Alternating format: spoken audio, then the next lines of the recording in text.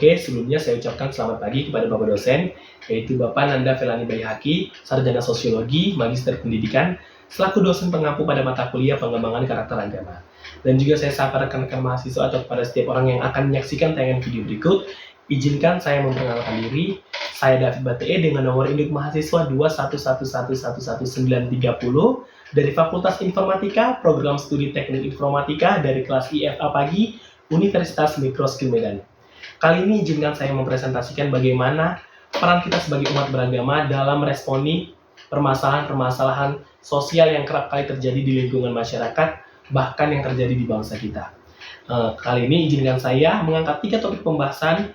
3 diantaranya ialah ketidaksetaraan di dunia pendidikan, yang kedua diskriminasi, dan yang ketiga adalah konflik antar agama. Yang pertama, ketidaksetaraan di dunia pendidikan.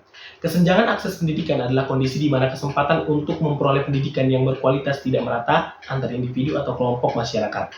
Di Indonesia, masalah ini masih menjadi tantangan yang perlu ditangani lebih serius lagi. Berdasarkan data dari Badan Pusat Statistik atau BPS pada tahun 2022, masih terdapat 4,1 juta anak usia sekolah di Indonesia yang tidak bersekolah. Angka ini menunjukkan bahwa masih banyak anak-anak yang tidak memiliki kesempatan untuk mendapatkan pendidikan yang baik. Kesenjangan akses pendidikan ini juga terlihat dari rasio guru terhadap siswa. Di daerah tertinggal, rasio guru terhadap siswa mencapai 1:25, sedangkan di daerah maju, rasio guru terhadap siswa 1:15. Data ini menunjukkan betapa pentingnya peningkatan akses dan kualitas pendidikan di Indonesia. Dan yang kedua, diskriminasi. Diskriminasi merupakan sikap membedakan secara sengaja terhadap golongan-golongan yang berhubungan dengan kepentingan tertentu. Proses dipersulit jadi bentuk diskriminasi yang paling banyak dialami di Indonesia.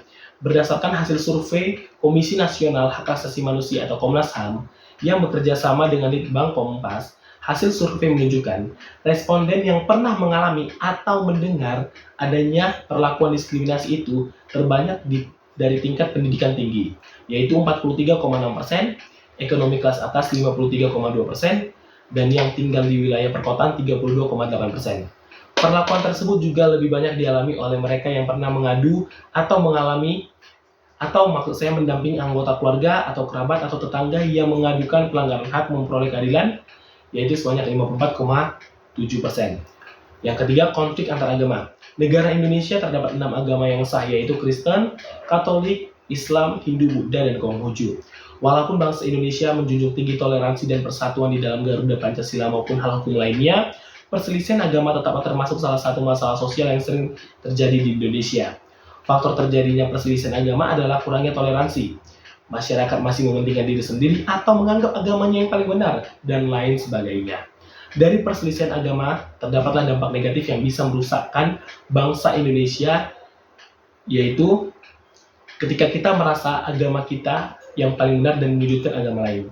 Saya mengambil kutipan dari perkataan Presiden kita yang pertama, yaitu Insinyur Soekarno, perjuanganku lebih mudah karena melawan penjajah, namun perjuangan kalian akan lebih sulit karena melawan bangsa sendiri. Dari hal ini kita dapat belajar toleransi itu sangatlah penting. Jadi sebagai respon kita sebagai umat beragama dalam menghadapi permasalahan-permasalahan sosial tersebut, yang pertama adalah ketidaksetaraan di dunia pendidikan. Dari data yang saya dapat, Menteri Perencanaan Pembangunan Nasional atau Kepala Badan Perencanaan Pembangunan Nasional atau BPN, Bappenas, Suharso Manoarfa mengungkapkan 46% menerima bantuan sosial atau bansos tidak tepat alias salah sasaran. Sudah seharusnya kita sebagai orang-orang yang beragama yang duduk di bangku pemerintahan itu lebih transparan lagi dalam memberikan bantuan kepada orang-orang yang lebih membutuhkan.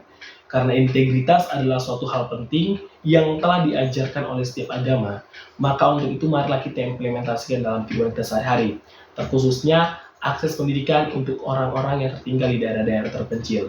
Dan yang kedua, mengatasi diskriminasi. Sudah seharusnya kita menerapkan nilai-nilai toleransi di dalam kehidupan kita sehari-hari. Dan sebagai umat beragama, kita harusnya menerapkan pentingnya toleransi terhadap perbedaan. Umat beragama dapat menjadi pelopor dalam membangun masyarakat yang inklusif dan saling menghormati. Dan yang ketiga, konflik antar agama. Untuk umat yang beragama, perlu memahami dan menerapkan ajaran baik dari agama yang dianutnya. Dan ajaran agama harusnya diterapkan secara moderat dan menghindari sikap ekstrim yang dapat memicu konflik, dan berhenti mendiskriminasi agama yang berbeda darinya, serta memberi kebebasan kepada mereka untuk mengekspresikan rasa cinta mereka kepada Tuhan yang mereka percayai, kepada Tuhan yang mereka imani, melalui ibadah-ibadah yang mereka percayai dan imani itu dapat membangun hubungan intim mereka kepada Tuhan, Sang Pencipta. Jadi sebagai closing statement saya, setiap individu memiliki kekuatan untuk membawa perubahan. Sebagai umat beragama, kita memiliki pedoman hidup yang jelas untuk membuat bangsa ini jadi lebih baik lagi dengan perbuatan baik dan benar kita. Mari kita jadikan nilai-nilai agama sebagai kompas dalam menjalani kehidupan sehari-hari. Dengan tindakan nyata, kita dapat menginspirasi orang lain untuk ikut serta bahkan ikut andil dalam mewujudkan Indonesia yang lebih baik di masa yang akan datang. Saya David Batee, terima kasih atas kesempatannya. Tuhan Yesus memberkati. Shalom.